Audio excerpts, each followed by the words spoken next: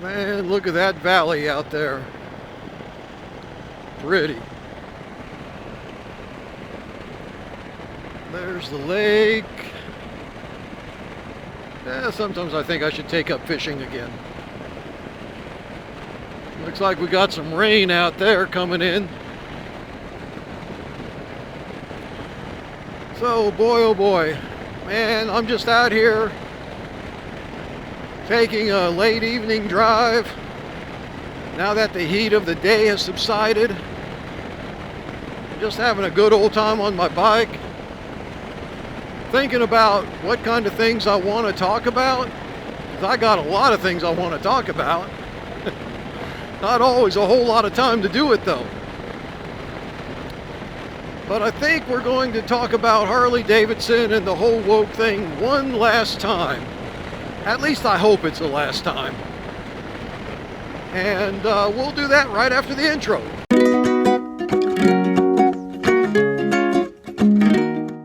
Well, alright, as I'm sure as many of you know, Harley Davidson on Twitter issued something of an apology. Actually, I don't even think it was an apology. I got a screen clip from a newspaper article, or from a news article, online news article, CNN. And I just quickly grabbed it, and I'll throw it up here for you to see. But it says here that they are saddened, oh so sad, about the response that they got from the backlash and all that kind of stuff. And they say that creates division in the community. You know, that statement just irritates me like to the bone, because this is not them taking responsibility for what they've done.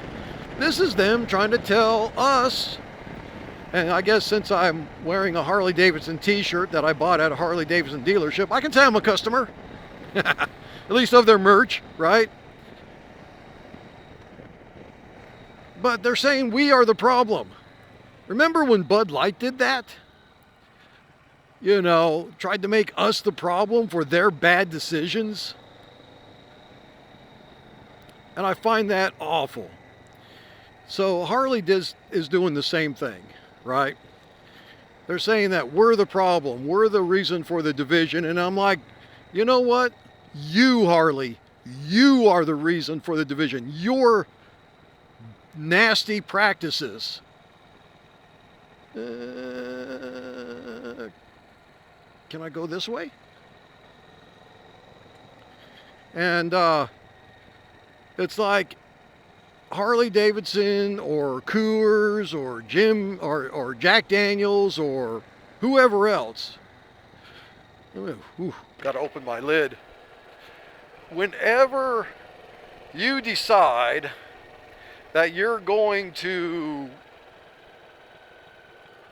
alienate the customer base that has kept you afloat for who knows how long, and you chase after a minority base that probably can't keep you afloat if you exchanged all your customers one for another,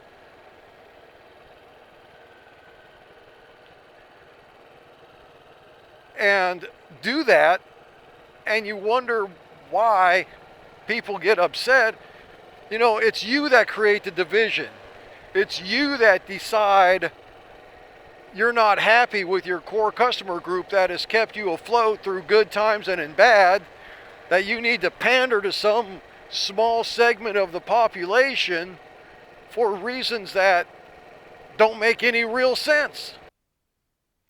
So I'm sitting here thinking about this, and Harley creates the division, blames it on the customer base when they get backlash. So, you know, when I did my video, I had a lot of comments. It actually got really good traction for the size of channel that I have. And I was thinking, you know, as I was seeing some of the comments, do people really understand what is happening here? Why people are upset? And you know, people are upset because they give their money to a corporation, and they want that corporation to simply make a product, right? and invest that money in, say, research and development, and maybe give their employees a raise, make things better for people that work for them and that support them. What they don't want their money going for is they don't want their money going for initiatives and things that in their view are detrimental to society as a whole because they are a part of society. For example, if I am buying a product, I don't want my money that I've just surrendered to them for that product to go to uh, drag story time in school. If I had a child in school and there's a drag freak doing a story time there, I would rip my kid out of the school and then I'd rip the school a new one. Um, if I don't want uh, initiatives from the LGBT, et cetera, et cetera, et cetera community telling my 10-year-old that they can be trans and that they should have a permanently disfiguring operation without my consent, and this and that and the other that some of these uh, places do. I don't want my money going to that. And so if and a whole host of other things. That those are just two of the most egregious that I can think of right off the top of my head. And so if this corporation is going to take my money and do that, then I see no reason why I should continue to give my money to this corporation. It doesn't matter who it is, right?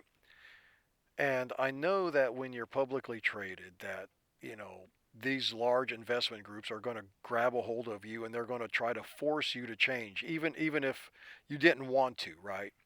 And listen to the CEO of BlackRock. Listen to what he has to say about this. You now make a point of that's an investment criteria for you. Well, behaviors are going to have to change, and this is one thing we're asking companies. You have to force behaviors, and at BlackRock we are forcing behaviors. 54% of the incoming class are women. We added 4 more points in terms of diverse employment this year, and what we are doing internally is if you don't achieve these levels of impact, your compensation could be impacted. Okay, we're doing the same thing. And so it's just you have to force behaviors, and if you don't force behaviors, whether it's gender or race or just any way you want to say the composition of your team, you're going to be impacted. And that's not recruiting, it is development, as Ken said. And ultimately, it's still going to take time, but I am just as much shocked as Ken is that we have not seen more opportunities, and we're going to have to force change. And so when you hear that, it's obvious that there's a deeper, darker thread of perversion happening here that most people, they just don't want to be a part of. All they want is for a beer company to make beer, period. All they want is for a motorcycle company to make motorcycles. And in Harley Davidson's case, make them freaking affordable. Dang it. You know, quit making these boutique bikes that, you know, you're not going to sell a lot of. Bring out more diverse models. Bring out, you know, just a better product at a reasonable price that's competitive with others that are out there. So that's what all this is about.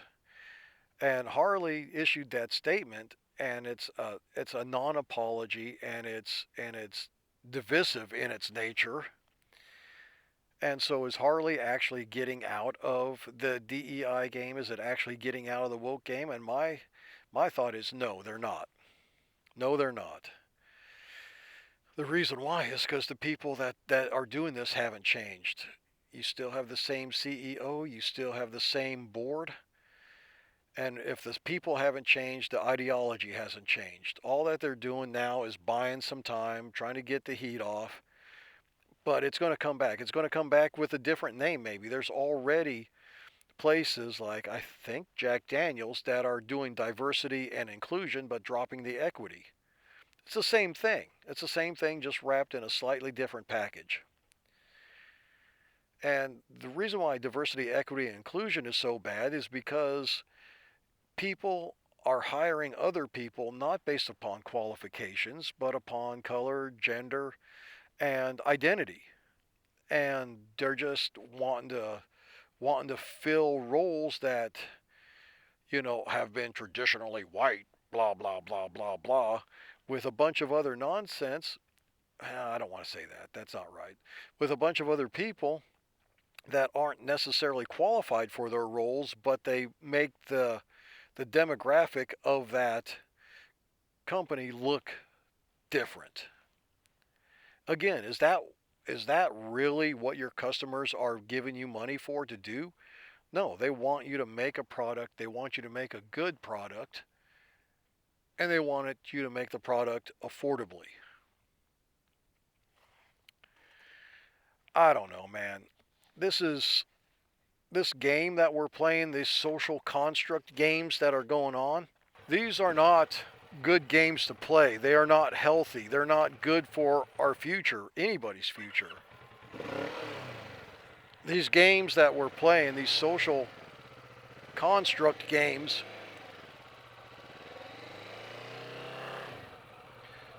these are not good games to play. Listen, reason why I fight against this stuff is because I have 3 granddaughters right now. I have 3 granddaughters and 3 grandsons.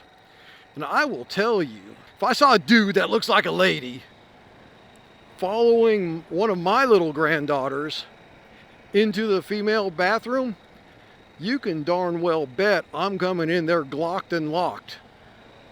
And he better get his butt back into the gender appropriate bathroom for his chromosomes, and quick. I don't care what his brain or his feelings say he is what he is. It's like that whole Olympic boxing thing, right? That was a bunch of garbage. My granddaughters, if they want to play sports, I want them to be able to play sports knowing that they're going to be equally matched with other XX females. I don't want no XY boy in there, especially if they happen to want to be in a combat sport. So that's why this stuff is important. We need to quit having society live by how it feels and how it identifies and what it thinks it is, and live in the truth of what they are. I think that's the biggest thing that absolutely I hate about all of this. DEI and all that is, it's not based in truth. It's not based in facts. It's not based in reality. I want to live in a world where people are living their lives based in truth, based in reality, not based in some convoluted identity with some made up pronouns that don't mean nothing to no one except for that one individual. And I'll be darned if I'm going to let that one individual pull me into their delusion and live there with them and then say that's being respectful. No, that's you trying to make me live your lie, and I won't do it. Well, anyway, so as the sun is setting here with me, what do you think? Is the sun setting on Harley Davidson? Are they donezo? I will tell you, I don't think so. I don't think they're done. they've taken a hit. They know how to weather these kinds of storms, I think. Bud Light, they never even issued anything of an apology, not even a fake one. And they still are managing to stay in the top 3. So, you know, I mean, I think Harley's going to duck their heads. I think they're going to wait till the heat wears off. And I think they're going to hope that in this generation that we live in of short attention spans, that people forget about it, or at least don't care, or at least get to a place where they don't care enough about it.